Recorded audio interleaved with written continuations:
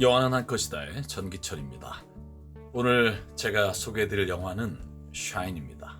샤인은 1996년에 스캇 힉스 감독이 만든 작품인데요. 이 영화 샤인은요, 호주의 아주 가난한 유대 집안의 아들로 태어난 데이비드 헬프갓이라고 하는 피아니스트의 실제 실화를 영화로 만든 작품입니다. 이 아버지는 원래 바이올리니스트가 되고 싶었는데 할아버지의 반대로 바이올린을 연주하지 못하고 평범한 그냥 가정의 아버지로 살아가면서 이 자녀들에게는요, 엄격하게 음악을 가르칩니다. 자기가 못한 것이 한이 돼서 정말 자녀에게는 열정을 쏟아서 악기를 연주시키고 특별히 피아노를 가르치는데요. 이 주인공 데이비드 헬프갓은 어려서부터 아버지의 엄격하고 무서운 교육을 받으면서 피아노 연주에 재능을 보입니다. 그래서 연주를 할 때마다 선생님들이 헬프갓을 가르치기를 원하고요. 그런데 이 아버지는 이 아들이 다른 사람 밑에서 배우는 게 너무 싫은 거예요. 그래서 자기가 가르치고 이 아이를 음악으로 대성하게 만들기 위해서 매일매일 이렇게 강요합니다. 1등 해야 된다. 우승 아니면 아무도 알아주지 않는다. 너는 무조건 나가면 우승해야 된다. 여러분, 그러다가 자기 한계를 느껴서 피아노 선생님에게 피아노를 가르치면서도 아직 그 어린아이가 연주하기 힘든 라흐마니노프의 곡을 꼭 피아노 연주를 가르쳐달라고 부탁할 정도입니다. 여러분, 그렇게 연주를 하고 콩쿠르를 나가면서 이 데이비드 헬프갓을 좋아하는 사람이 생기고 또 미국이나 다른 나라에 유학할 기회를 제공하는 사람들이 생겼습니다. 돈도 다 대주고 또 학교에서 이 아이를 꼭 보내달라고 요청하지만 아버지는요, 절대로 보낼 수 없다고 완강하게 거절합니다. 그래서 합격 통지서를 불에다 다 태워버려요.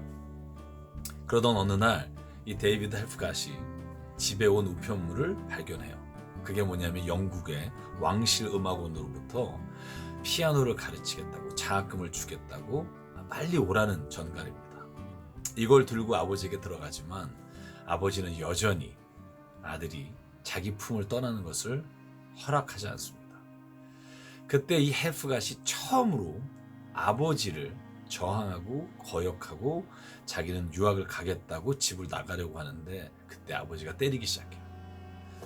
정말 분풀이처럼 때릴 때 이 헬프갓은 두려워서 떨면서 누워서 맞고 있다가 그럼에도 불구하고 나는 유학을 가겠다고 집을 뛰쳐나갑니다.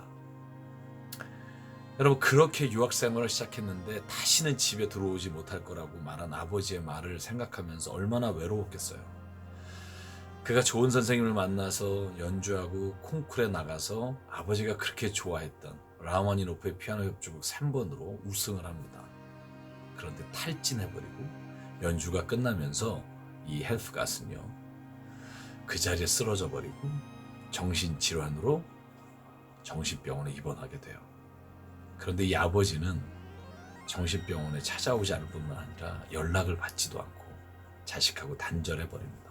결국 정신병원을 나온 이 헬프갓은요, 아직도 정말 제 기능으로 정상적인 삶을 살진 못해요. 근데 피아노만 보면 막 연주를 하고 싶어서 견딜 수가 없어요. 선술집에서 막 연주를 하니까 사람들이 뭐 박수를 치고 너무너무 좋아해서 결국 소소한 선술집에서 피아노 연주하고 사람들과 함께 기쁨을 나누는 것으로 영화는 끝나게 돼요. 근데 제가 오늘 이 영화에서 소개해드릴 한 컷은 이 데이비드 헬프갓이 왕실 음악원으로 유학 가고 싶어서 아버지에게 말을 했을 때 아버지가 그 아들을 때리면서 하는 말입니다. 아들에게 이렇게 말합니다. 집을 나가서 영국으로 유학 가기로 마음먹은 아들을 꼭 껴안고 나가지 못하게 잡으면서 그 귀에 대고 이렇게 말해요. 넌 아버지를 떠나선 안 돼. 절대 안 돼. 너 만약에 그러면 평생 벌 받고 살 거야. 평생 벌 받고 살 거야. 근데 그 말을 들은 헬프갓은요, 그럼에도 불구하고 아버지를 뿌리치고 집을 나가요. 여러분, 그런데 이 데이비드 헬프갓이 정신병원에서 의사와 이야기를 나누는 장면에서도요, 계속 중얼거리는 게 뭐냐면 나는 아버지 말을 안 들었어요. 나는 아버지 말을 안 들었어요. 나는 평생 벌 받아야 돼요. 이렇게 계속 중얼거리면서 그 아버지의 한마디가 평생의 한이 돼서 이 헬프갓의 인생을 이렇게 꽉 붙잡아 버립니다. 저는 이 영화를 보면서 제가 읽은 책 한 권이 생각났습니다. 그 최광현 교수님이 쓰신 가족의 두 얼굴이라는 책입니다. 이 책을 보면 최 교수님이 이렇게 말해요. 가족에는 두 얼굴이 있습니다. 가족이란 한 사람이 태어나서 사랑이라고 하는 것을 배우는 제일 처음 배우는 장소이지만 동시에 한 사람이 태어나서 상처받고 좌절하고 미움과 시기를 배우고 절망을 배우는 곳이 바로 가족입니다. 저는 이 책을 읽으면서 제가 가지고 있었던 가족에 대한 생각들을 한 번 더 정리하는 시간이 됐습니다. 그 책에서 이런 예를 들어서 이야기하고 있습니다. 자녀 교육에 열을 올리는 어느 엄마가 아들에게 열심히 해서 서울대 가면 너 좋은 거지 엄마가 서울대 가니? 라고 말했을 때 사실 누가 정말 서울대를 가고 싶은 걸까? 엄마가 서울대를 가고 싶은 것은 아닐까? 엄마는 물론 아들을 위해서 하는 말이라고 생각하지만 그 밑바닥에는 엄마의 욕망이 서려 있다. 영웅 역할을 맡은 희생양 아이는 부모가 이루지 못한 꿈을 실현시키기 위해서 위임된다.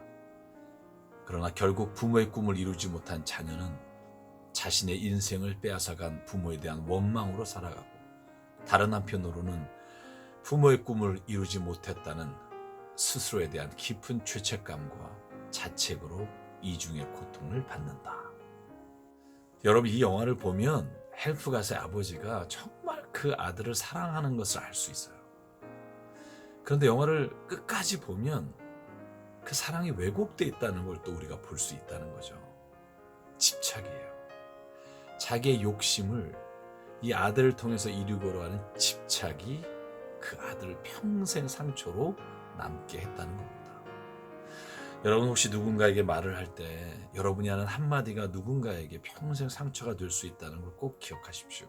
특별히 가까운 사이일수록 그렇게 될 확률이 큽니다. 영화는 난 것이다의 애청자 여러분, 여러분이 지금 누군가를 사랑하고 있습니까? 그 사랑이 정말 집착이 아니라 그 사람을 자유하게 하는 또 그 사람의 진정한 기쁨을 누리는 정말 그 사람이 잘 되는 것만으로도 바라보는 것만도 행복한 사랑을 나누시기를 바랍니다. 이 영화의 명대사가 나옵니다. 만약에 여러분이 어떤 일을 할 때 자녀가 찾아와서 아빠 지금 놀아줘 라고 부탁할 때 나 지금 바쁘거든 하고 외면하면 당신이 나이가 들어 자녀를 찾아가서 이야기 좀 나눌 수 있겠니? 라고 물을 때 이렇게 말한다는 거예요. 지금 바쁘거든요. 다음에 오세요. 저는 이 말을 기억하고 살았으면 좋겠습니다.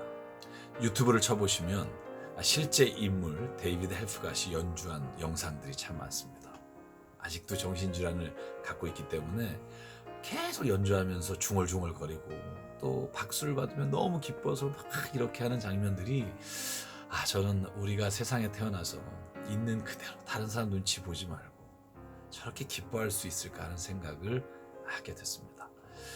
저는 이 영화를 끝까지 보면서 제프리 러시의 연기가 얼마나 뛰어난지를 정말 실감했고요. 영화의 마지막엔 울어버렸답니다. 영화는 할 것이다의 전기철이었습니다.